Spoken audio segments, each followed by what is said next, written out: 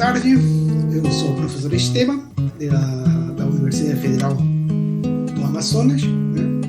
Professor na área de letras e também, entre outras coisas, trabalho também com tradução.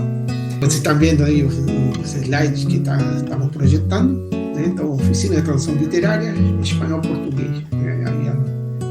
Eu apareço como professor orientador e a pesquisadora, bolsista de iniciação científica, a Jordana Mota, que vai nos apresentar hoje, né, a parte inicial, porque em tradução, assim como outras coisas também, né, em tradução, que estamos interessados aqui, a gente tem que conhecer há um ambiente, né, há um contexto que precisa ser bem dominado, né, porque isso depende das escolhas, né? Quando a gente for para essa oficina é isso, né? A gente pegar o texto e começar a traduzir, e aí a gente verifica em alguns momentos que tem que fazer escolhas. Quem acompanhou a primeira oficina ou quem já fez algum tipo de tradução sabe que tem momentos em que a gente, e agora que faço, né?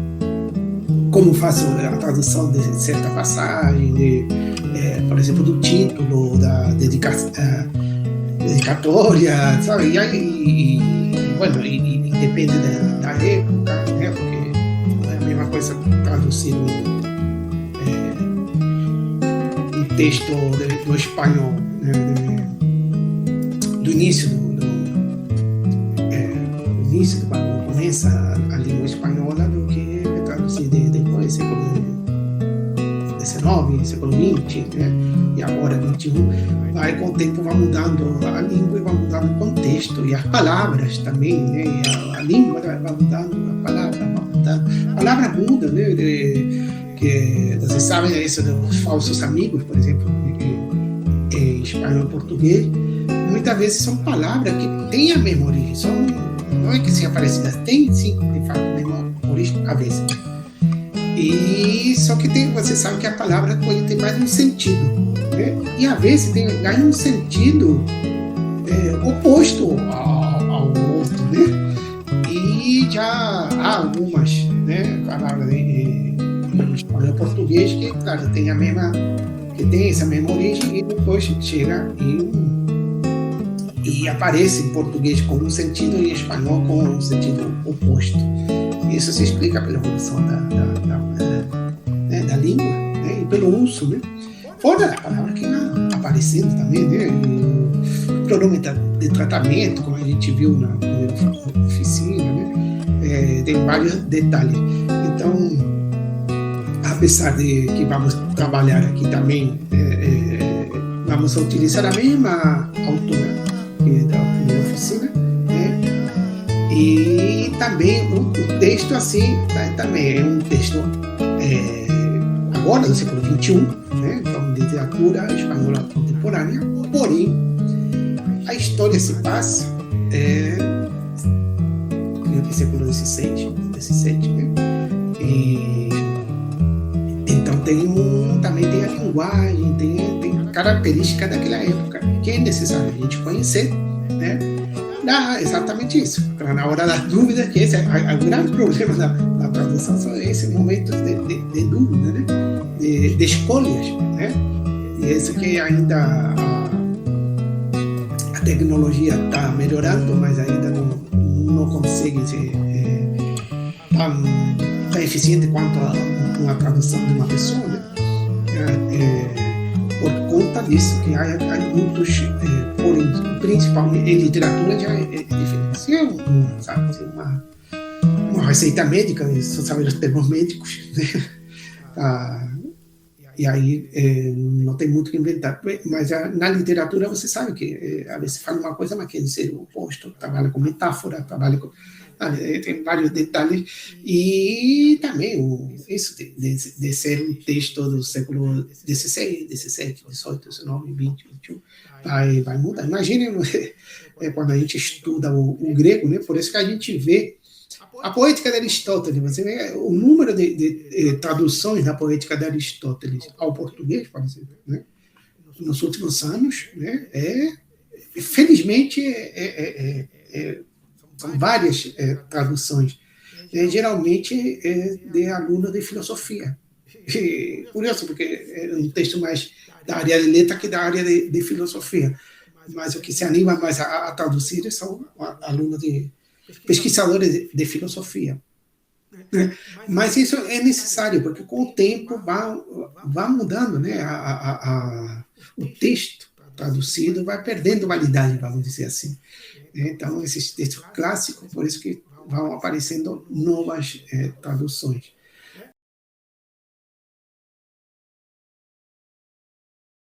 O contexto, né? E se você reparar, dos 6 contos, 5, né, são de 1600, por aí, nessa época. Você passa mais ou menos nessa época. E o último assim, é mais atual, está num contexto assim, mais contemporâneo. Né? Você passa em Londres, uma pesquisadora que vai defender uma tese de doutorado, e aí tem conflitos políticos que estavam acontecendo em Londres naquele período, umas greves, e ela tinha que ir lá defender seu doutorado. Conflito também como pessoa, né, pessoais. E está o que está aí também o contexto da história que ela está pesquisando. E o que ela está pesquisando também de um período por aí, mais ou menos século XVI. Né? Então, todos os 6 contos vão mais ou menos nessa época. E é interessante esse último, que como mostra uma realidade, né? Que é do pesquisador, né? Que é atual e tendo que mergulhar, né? nesse contexto histórico, político, econômico, geográfico, de tanto contexto, para estudar alguma coisa que aconteceu há 5 séculos atrás, né? Mas também está aí presente, que é uma coisa que não se fala, ou pouco se fala, né? E que também não cabe falar dentro de uma pesquisa, que é o contexto do próprio pesquisador. Né? Então, a gente sabe que o pesquisador, quanto menos influenciar nos seus estudos, é melhor, né? Mas tem esses problemas, né? E tem os problemas também do contexto do próprio pesquisador, do presente do pesquisador. E aí esse conto, ou esse relato, como chama a Maria Elvira, nos traz à tona esse lado que, claro, não é falado porque não é para ser falado. Né? A gente está fazendo uma pesquisa, um estudo sobre a obra, faz isso, né? Não interessa quais são os meus problemas. A gente está vendo os problemas que há, né? Dentro daquela obra, no nosso caso. Né?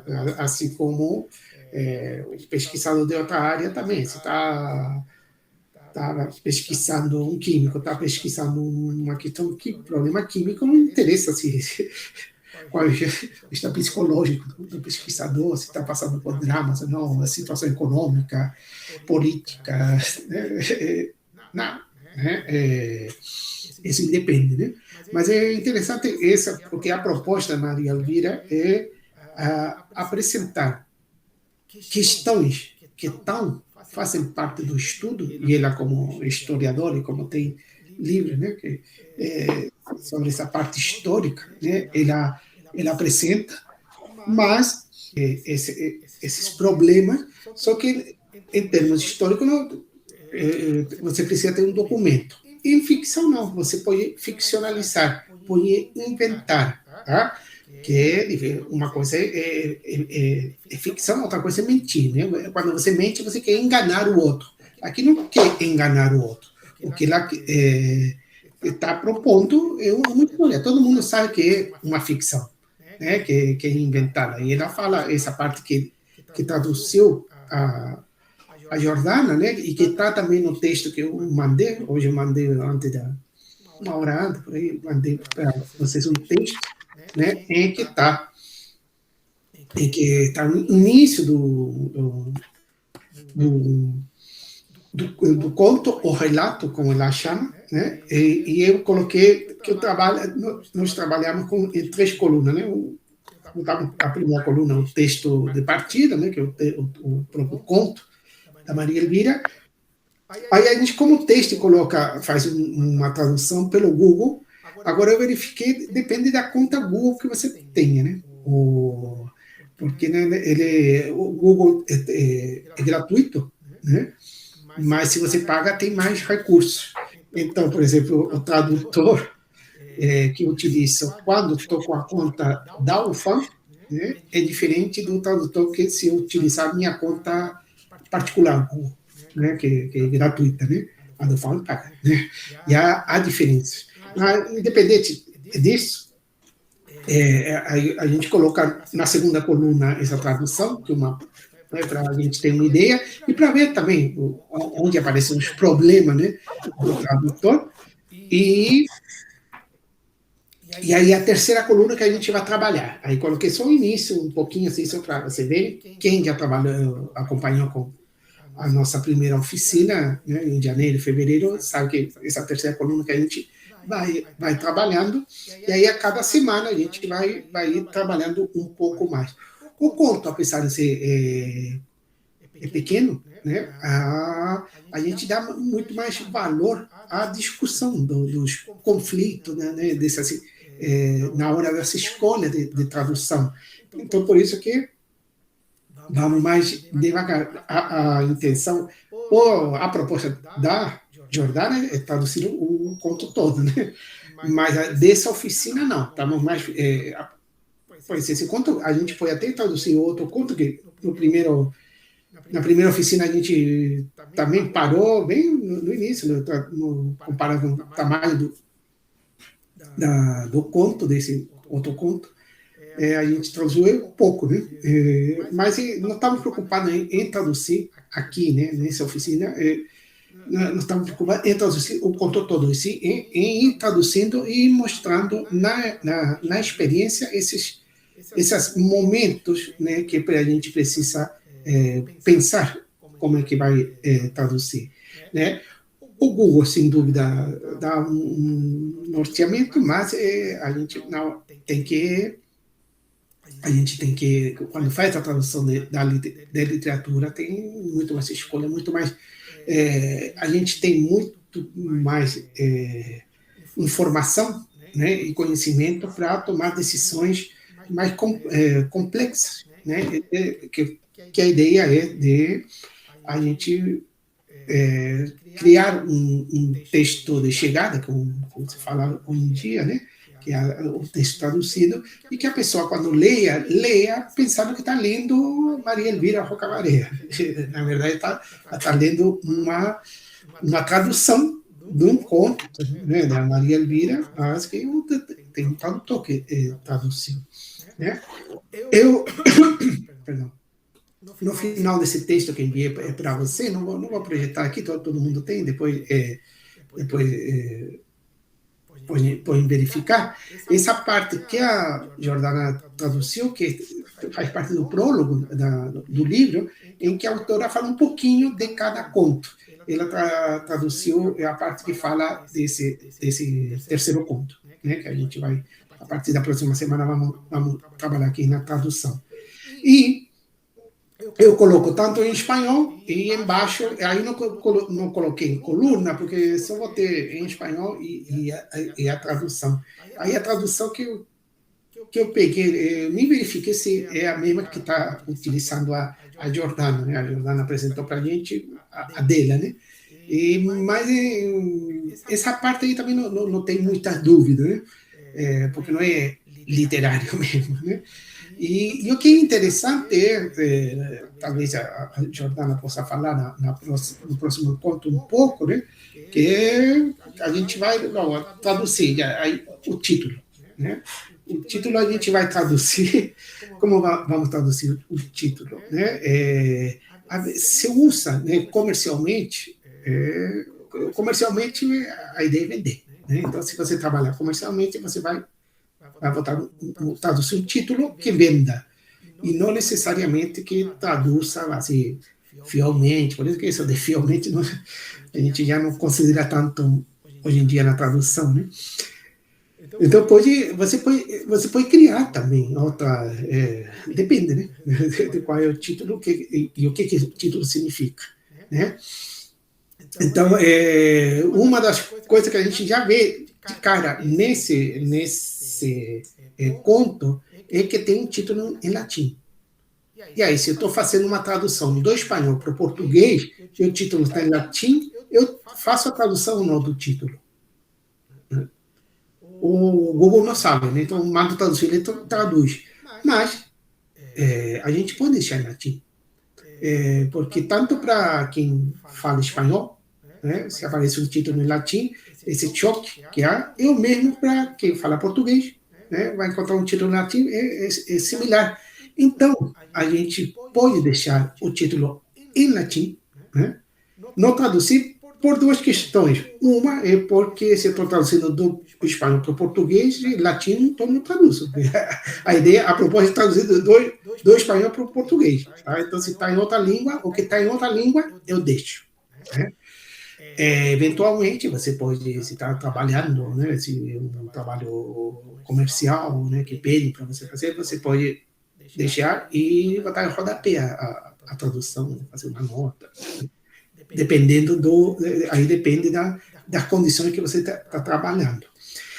Eu falei duas coisas, né? Por dois motivos. Um, deixa por isso, né? Porque não está em espanhol, então não vou traduzir, deixa em latim. E a outra é a questão de que o título em latim cria um efeito no leitor, né? Que é de estranhamento. Por que está em latim? Né? Então, se deixarmos em latim, vai criar, esperamos criar no leitor da tradução um efeito similar. Então, apesar que não entendemos o que significa, e a autora não traduz, não está no conto, né? No livro está aqui o PDF que tem, né? Digital, né? Que o livro está, a gente tem livro, né? Em papel, capa dura, e temos também em digital, né, que vende, hoje em dia vende esse digital, você consegue ler.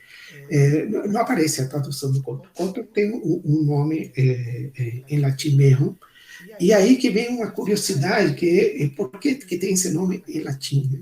E já perguntaram, fizeram uma vez, por que está em latim? Uma pessoa que leu o trabalho da Jordana questionou isso, não entendi o título, qual é a relação do título com a obra. E aí o outro problema que aparece é que aqui, nesse caso, e não é o único, né, para a gente ter clareza do porquê desse título e o que significa esse título, né, porque a gente pode traduzir, né, aí traduz para o português, né, do latim para o português, não ingleses, mas anjos, né? Em espanhol seria não ingleses, sino ángeles, né? Há uma tradução possível de angelical, né?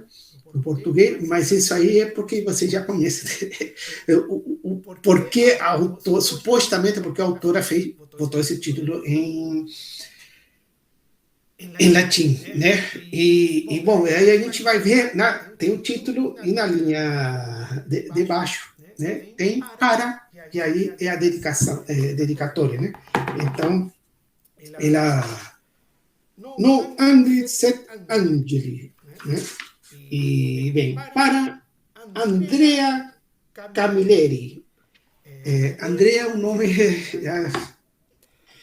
grego, né? E em italiano, Andrea é nome de homem, né? E Andrea Bocelli, né? Você conhece Andrea Bocelli, né? Cantor. Esse aqui foi um escritor italiano que, assim como a Maria Elvira Rocabaria, ele é a partir de histórias históricas, né? de fatos históricos, né? Passado, claro, não são históricos. Ele fazia obras ficcionais também a partir disso. Né? Talvez conheça mais por a série de TV que eles fizeram vários de um detetive, né? Aí são outras coisas. Mas é só para vocês verem que até no título a gente já começa com esse conflito, né? Com essa, não, temos que decidir como vamos traduzir, se traduzimos ou não, né? E a outro entender. Às vezes, para entender, nesse caso, claro, temos que ler o conto e aí a gente entende. Mas é muito mais esclarecedor entender o título se a gente souber quem é esse autor italiano, né?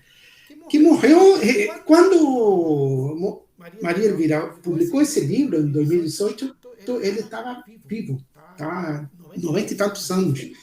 Morreu no ano seguinte, né, em 2019. Né?